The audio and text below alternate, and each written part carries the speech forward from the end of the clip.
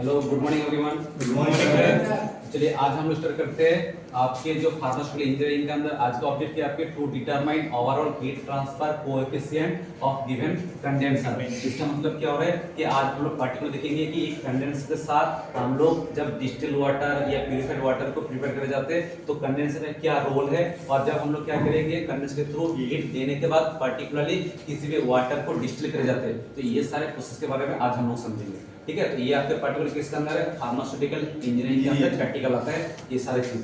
तो देखो आज थोड़ा सा मैं ये थोड़ा सा बेसिक थोड़ा सा इजी से डायग्राम है जिसको हम लोग क्या कहते हैं सिंपल डिस्टिलेशन यूनिट। ठीक है, ये कौन सा होगा आपके सिंपल।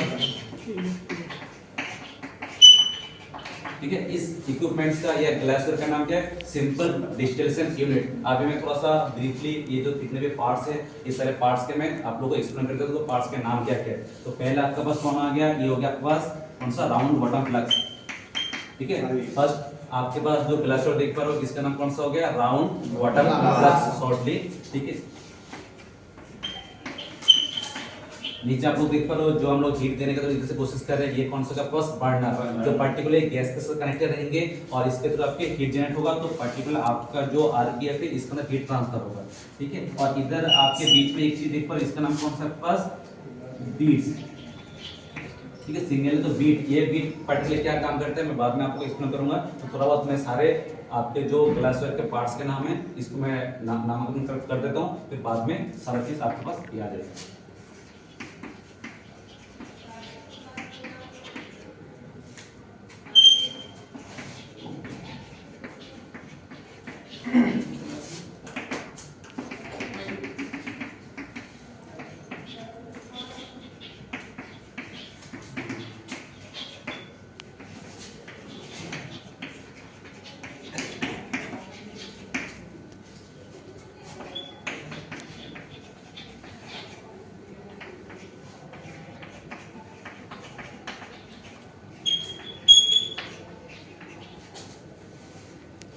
ठीक है, तो देखिए अब मैं थोड़ा सा बेसिक कुछ पार्ट्स के नाम में लिख दिया, अब इसको मैं समझ देता हूँ, देन उसको हम लोग समझेंगे कि ये पर्टिकुलर वर्क कैसे करते हैं और इसके साथ हम लोग कंडेंसर यूज करते हुए आपके हीट ट्रांसफर के थ्रू डिस्टिल वाटर कैसे प्रिपेयर कर जाते हैं। देखिए पहला क्या आ गया, फर्स्ट नीचे जो पार्ट देख रहे हैं हम लोग, ये क्या हो गया, बर्नर। बर्नर का काम पर्टिकुलर क्या होता है, आपके जो आरबीएफ है इस आरबीएफ के अंदर जो पर्टिकुलर नॉर्मल टैप वाटर है इसको क्या करेंगे, हीट ट्रांसफर करेंगे। बीच में आप लोग क्या देख रहे हैं, एक बीट्स है, ये बीट का काम क्या होता है कि जब हम लोग बर्नर के थ्रू हीट देंगे इस पर्टिकुलर आरबीएफ के अंदर, तो कुछ टाइम बाद देखिए अगर इसका टेंपरेचर 100 डिग्री से ज्यादा होगा, क्यों, क्योंकि सभी लोगों को पता है कि वाटर का बॉइलिंग टेंपरेचर होता है 100 डिग्री सेल्सियस। कितना होता है आपके पास, 100 डिग्री सेल्सियस बॉइलिंग टेंपरेचर। ठीक है, तो जब कंटिन्यूअसली एक बर्नर के थ्रू हम लोग आरबीएफ के अंदर टेंपरेचर देंगे तो उस टाइम क्या होता है कि उसके अंदर हीट ज्यादा जनरेट हो, तो इसलिए ये ब्लास्ट ना करे। ठीक है, after some time they not blast, इसलिए हम लोग क्या करें इसके अंदर बीट्स यूज करेंगे। इसको प्रोटेक्ट करने के लिए ये पर्टिकुलर आपके बीट यूज करे जाते हैं। इधर देखेंगे हम लोग पर्टिकुलर, क्योंकि ये जो आपका अपर पार्ट हो गया जिसको हम लोग कंडेंसर के साथ कनेक्ट करा रहते हैं, तो इस पार्ट को हम इसके अंदर एंटर करेंगे और इसके साइड में हम लोग क्या करेंगे, कॉटन गॉज से इसको पैक कर देंगे ताकि अंदर का हीट बाहर किस तरह से ना जा पाए।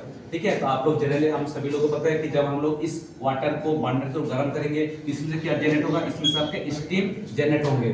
ठीक है, जैसे वेपर कहते हैं हम लोग, वाष्प कहते हैं हिंदी में, तो इसके अंदर स्टीम जनरेट होगा। इसी स्टीम क्या करेंगे पर्टिकुलर इस पाइपलाइन के थ्रू आपके इस कंडेंसर के थ्रू आगे पास होगा। ठीक है, जब पर्टिकुलर इस कंडेंसर के थ्रू पास होगा तो कंडेंसर का जो ये पार्ट देख रहे हो आप लोग, इसके अंदर बेसिकली दो आपके पास वाटर इनलेट और कौन सा वाटर आउटलेट पार्ट है। तो हम लोग क्या करेंगे, जब इस कंडेंसर के अंदर वाटर को इनलेट करेंगे वो क्या रहेगा, आपके लोअर पार्ट से रहेंगे। ठीक है, ये चीज थोड़ा सा आप लोगों को याद रखना है कि हम लोग जब इस कंडेंसर के अंदर वाटर को इनलेट करेंगे तो कौन सा, वो आपके लोअर पार्ट से रहेंगे, और जब आपका अपर पार्ट देखो इससे क्या होगा, वाटर आउटलेट। अब ये थोड़ा सा मैं आपको एक्सप्लेन करूं कि ये जो कंडेंसर हो गया, इस कंडेंसर का बेसिक काम क्या है। ठीक है, नॉर्मली हम लोग क्या देखते हैं कि जब हम लोग वाटर इधर से इनलेट कराएंगे तो जब देखेंगे ये नीचे जो अंदर वाला पार्ट है, ठीक है, अंदर वाला जो पाइपलाइन है, इस अंदर वाला पाइपलाइन के थ्रू क्या हो रहा है, आपके पास स्टीम पास हो रहा है। ठीक है, अब स्टीम जो पास हो रहा है इसी स्टीम का हम लोग क्या करेंगे, आउटर उसका सरफेस पे, ठीक है, ये जो आप लोग देख रहे हो आउटर सरफेस हम लोग क्या करेंगे, इसके अंदर कूल टेम्परेचर जो आपके पास कौन सा है, वाटर है, उसको पास करेंगे। तो ये जो गर्मी या स्टीम आपके पास पास हो रहा है, तो स्टीम क्या होगा, सम टाइम बाद क्या हो जाएगा, वो कूल होने के बाद आपके नॉर्मल क्या होगा, वाटर में कन्वर्ट हो जाएगा। ठीक है। तो इसके अंदर बेसिक काम क्या हो रहा है कि बर्नर के थ्रू हम लोग टैप वाटर को गर्म करेंगे, तो टैप वाटर के अंदर बहुत सारा इंप्यूरिटीज होगा, तो इंप्यूरिटीज सारी चीज इधर रह जाएंगी। बस इस कंडेंसर के थ्रू आपके पास प्यूरिफाइड वाटर या जो नॉर्मल वाटर है वो क्या करेंगे, बाष्पीय स्ट्रीम के थ्रू आगे पास होगा। फिर आगे पास होने के साथ साथ ये जो आप लोग देख रहे हो कंडेंसर है, ठीक है। आगे जो कंडेंसर है, इसी कंडेंसर का काम क्या है कि जो हीटेड स्टीम था, गर्म बाष्पीय था, उस बाष्पीय को क्या करेंगे, फर्दर आगे इसके कूल करेंगे, ठीक है। और कूल होने के बाद जो पर्टिकुलर वाटर हम लोग को मिलेगा, ये क्या होता है आपके पास, डिस्टिल्ड वाटर होता है, ठीक है। इधर मैं थोड़ा सा आपको लिख देता हूँ पर्टिकुलर पार्ट, ये क्या होगा आपके पास, डिस्टिल्ड वाटर, ठीक है। आप देखिए थोड़ा सा इधर मैं बात बताऊं, ये जो कंडेंसर है, कंडेंसर पर्टिकुलर जब हम लोग इस इक्विपमेंट से या फिर इस एक्सपेरिमेंट से काम करेंगे, तो आप लोगों को थोड़ा सा कैलकुलेशन या नोट डाउन पार्ट क्या करना है कि जब हम लोग इसके अंदर वाटर इनलेट कर रहे हैं, इसके पर्टिकुलरली टेम्परेचर कितना है डिग्री सेल्सियस में, हम लोग इसको नोट डाउन करेंगे कि इनलेट करने के टाइम जो नॉर्मल टैप वाटर है इसका टेम्परेचर क्या है। फिर हम लोग फर्दर क्या करेंगे, जब आपके पर्टिकुलरली कंडेंस होने के बाद या कंडेंस के थ्रू जब आपके पर्टिकुलर वाटर पास होगा, तो इस टाइम आपके वाटर जो है कौन सा, ठीक है, जो वाटर आउटलेट है इसके टेम्परेचर कितना है ये आपको नोट डाउन करना है। और तीसरा कौन सा चीज करना है कि इस कंडेंसर के अंदर जो टेम्परेचर है या इस कंडेंसर के अंदर जो वाटर है,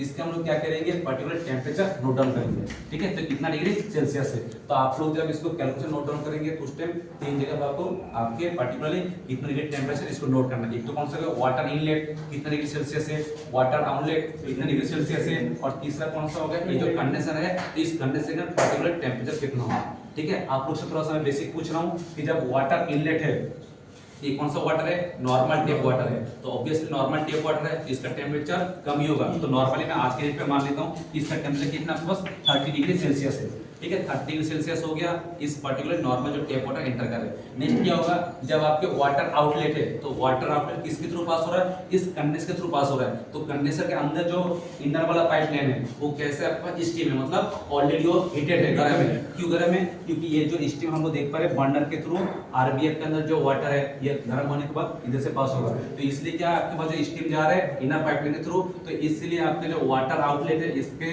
थ्रू जब हम लोग इसका वाटर चेक करेंगे टेम्परेचर वो कितना होगा, इससे ऑब्वियसली ज्यादा होगा, ठीक है। तो मान लेते हैं इसका टेम्परेचर कितना होगा आपके पास 56 डिग्री से लेके 60 डिग्री सेल्सियस मान लेते हैं हम लोग अप्रोक्स, ठीक है। इतने डिग्री है, इससे ज्यादा भी हो सकता है, ऐसा कोई फिक्स नहीं है टेम्परेचर, ठीक है। फिर आपके पर्टिकुलर जो कंडेंसर है, ठीक है, तो कंडेंसर है, तो कंडेंसर के अंदर हम लोग क्या देखेंगे, पर्टिकुलर कंटिन्यूअसली क्या इसके अंदर से थ्रू आपको स्टीम पास हो रहा है, कंटिन्यूअसली इसके अंदर स्टीम पास हो रहा है। और स्टीम होता कैसे, स्टीम ऑलरेडी हीटेड रहता है, गर्म रहता है, इसलिए इसका टेम्परेचर हम लोग मानते हैं कौन सा, 70 डिग्री सेल्सियस है, ठीक है। तो ये कुछ आपके पास जो सेल्सियस या टेम्परेचर है इसको हम लोग नोट डाउन करेंगे, और ऑब्वियसली जब आपको कैलकुलेशन करोगे तो डिग्री सेल्सियस में करना है इसको, ठीक है। केल्विन के अंदर करने की जरूरत नहीं है आप लोगों को पर्टिकुलर पार्ट।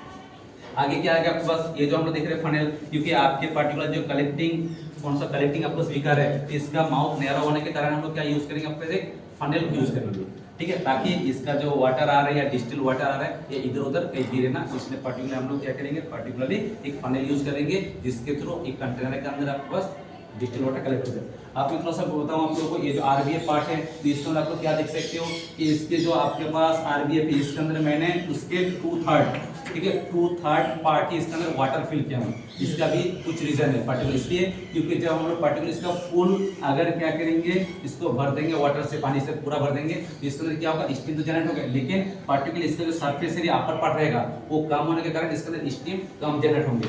इसलिए जब आप लोग प्रैक्टिकल करोगे या थ्योरी पार्ट में आएगा तो इसमें भी जब डायग्राम बनाओगे जिसके 2/3 पार्ट इसके वाटर से फिल करना, ठीक है, पूरा फिल कर दोगे तो उसका अपर पार्ट में स्टीम जनरेट होने के लिए एरिया कम रहेगा, ठीक है। अभी आप लोग क्या देख सकते हो, इस पार्ट के अंदर आपके क्या है, एरिया ज्यादा है, इसलिए इसके अंदर स्टीम ज्यादा क्रिएट होगा, ठीक है। इसलिए नॉर्मली हम लोग क्या करते हैं, जब किसी भी चीज को सुखाए जाते हैं या किसी भी चीज को ड्राई करेंगे उसको जो सरफेस है उसको इंक्रीज कर देते हैं। इंक्रीज करने से क्या होगा कि इसके अंदर हीट ज्यादा एब्जॉर्ब होंगे और इजीली वो पार्ट आपके ड्राई होंगे, ठीक है। तो इसलिए जब आरबीएफ हम लोग फिल करेंगे, तो आरबीएफ फिल करने के टाइम पे क्या होगा, इसके 2/3 पार्ट हम लोग क्या करेंगे, उसको फिल करेंगे।